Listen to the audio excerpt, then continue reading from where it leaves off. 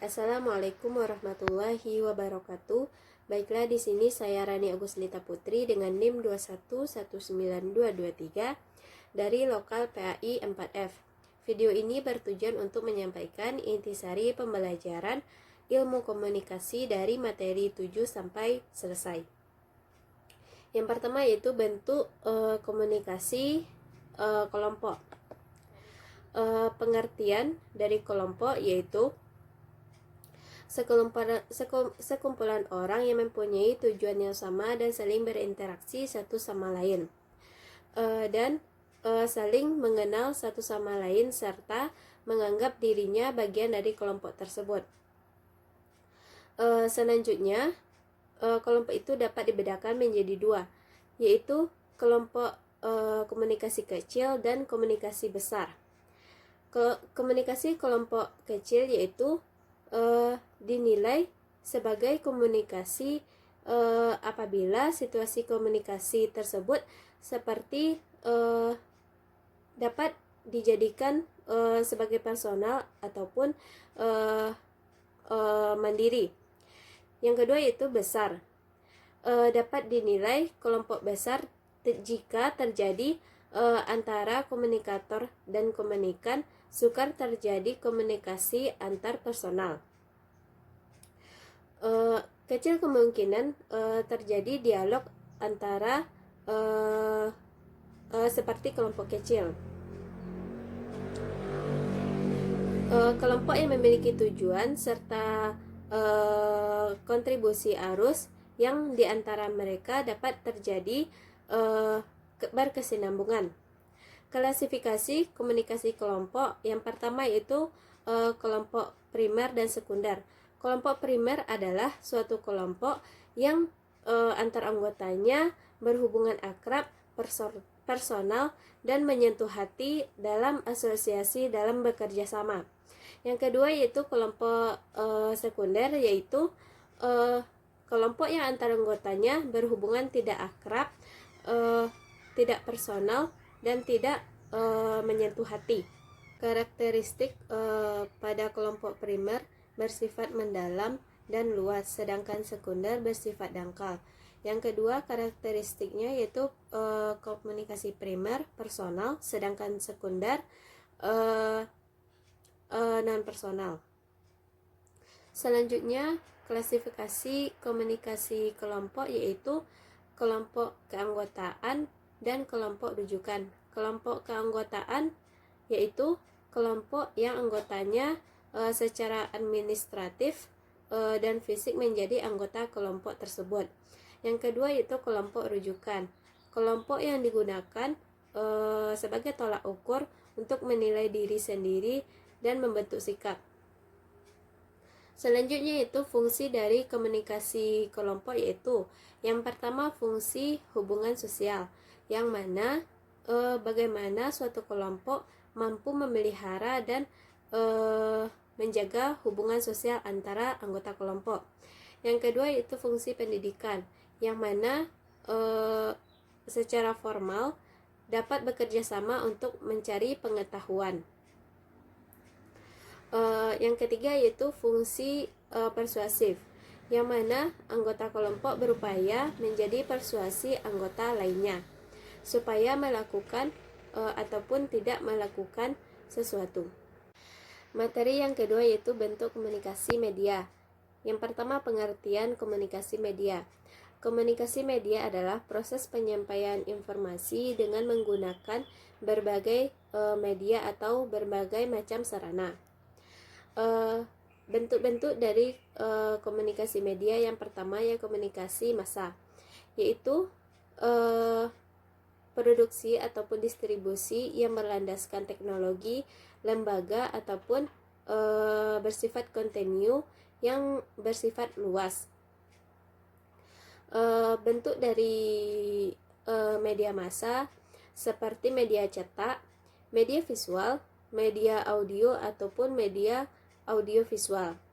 Yang kedua yaitu media berbentuk sosial, yaitu bentuk komunikasi elektronik yang bersifat vertikal untuk menyampaikan berbagi informasi ataupun pesan, ide, ataupun berisi konten. Selanjutnya, komunikasi yang berlandaskan jangkauan dari informasinya, yaitu media yang disampaikan berjarak jauh ataupun berjarak dekat. Materi selanjutnya yaitu prinsip komunikasi efektif. Pengertiannya yaitu prinsip merupakan suatu kebenaran ataupun umum yang dijadikan oleh seseorang ataupun kelompok untuk bertindak.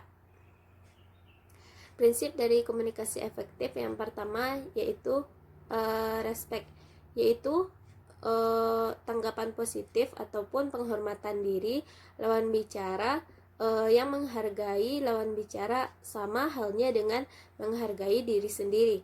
Yang kedua yaitu empati, kemampuan untuk menempati keadaan diri yang bersifat kondisi ataupun situasi yang dihadapi. Yang ketiga yaitu dapat didengar, mengandung pesan ataupun pesan yang didengarkan dapat dimengerti oleh orang yang mendengarkan. Selanjutnya prinsip jelas, yaitu kejelasan dari pesan yang disampaikan oleh seseorang kepada komunikan. Yang selanjutnya yaitu rendah hati kepada orang yang menyampaikan pesan. Selanjutnya, materi ke-10 yaitu public relation. Pengertian dari public relation yaitu cara bagaimana berkomunikasi dengan publik agar kepentingan publik dapat terlaksana oleh organisasinya, dan bagaimana cara menyampaikan informasi sepenuhnya oleh perusahaan dengan kepentingan produk-produknya. Jenis dari public relation yaitu yang pertama publik internal dan eksternal. Internal yaitu publik yang berada di dalam organisasi ataupun perusahaan. Publik eksternal yaitu publik yang berada di luar organisasi ataupun perusahaan. Yang kedua yaitu publik primer ataupun sekunder dan marginal. Publik primer sangat membantu untuk merintangi upaya suatu perusahaan. Publik sekunder yaitu tidak begitu penting, dan marginal tidak begitu penting bagi perusahaan. Yang ketiga yaitu publik tradisional dan masa depan. Yang keempat yaitu public operation dan on communication. Peran dari public relation yang pertama yaitu bagaimana seseorang individu menjalankan fungsinya sebagai makhluk sosial yang berhubungan dengan individu lain ataupun organisasi antar atasan ataupun antar bawahan. Yang kedua yaitu peranan kelompok adalah kerjasama dua orang atau lebih dalam menjalankan peranannya sebagai pemberi harapan orang lain. Tujuan dari public relation yang pertama yaitu mendapat nama baik dan memperoleh hal yang positif, bukan hanya terbatas pada kualitas produk ataupun jasa yang telah ditawarkan, melainkan juga pada tingkat pengetahuan dan opini publikan organisasi secara keseluruhan. Fungsi dari public relation yang pertama yaitu fungsi manajemen, yang kedua yaitu fungsi komunikasi, yang ketiga yaitu komunikasi opini publik. Selanjutnya yang ke-11 yaitu etika dalam komunikasi dalam perspektif Islam. Etika dalam berkomunikasi dalam Islam yang pertama yaitu menggunakan perkataan yang baik, lurus, dan jujur.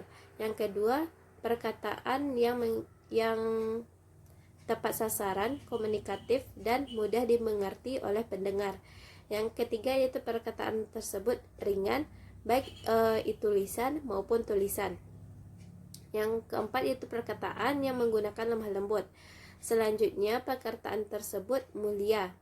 Dan selanjutnya perkataan tersebut baik. Selanjutnya materi hubungan komunikasi dengan pendidikan. Pengertian dari komunikasi pendidikan.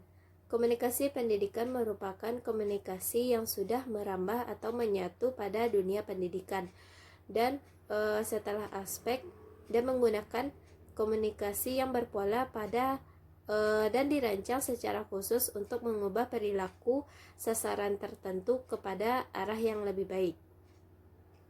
Hubungan dari ilmu komunikasi dengan pendidikan yaitu hubungan dari komunikasi dan pendidikan yaitu di dalam proses belajar dan lebih luasnya pendidikan terkandung unsur-unsur yang terdapat di dalamnya komunikasi. Unsur-unsur tersebut diantaranya orang yang belajar, pihak yang membantu dalam belajar, dan faktor lain yang mempengaruhi kedua pihak tersebut dapat memanfaatkan fungsi masing-masing dan di dalamnya terdapat hubungan komunikasi. Faktor komunikasi sangat menyentuh kepada semua aspek yang terdapat dalam proses pembelajaran. Materi hubungan ilmu komunikasi dengan dakwah. Dakwah merupakan penyampaian, seruan ataupun ajakan. Istilah-istilah lain dalam dakwah yaitu tabligh, yang kedua yaitu khutbah, nasihat, dan fatwa. Selanjutnya hubungan komunikasi dan dakwah. Komunikasi merupakan aktivitas pengiriman ataupun penerimaan pesan dan berlangsung dalam sebuah konteks yang mengarahkan adanya kepada kebaikan. Komunikasi juga merupakan suatu transaksi proses simbolik yang menghubungkan suatu individu saling berhubungan satu sama lain.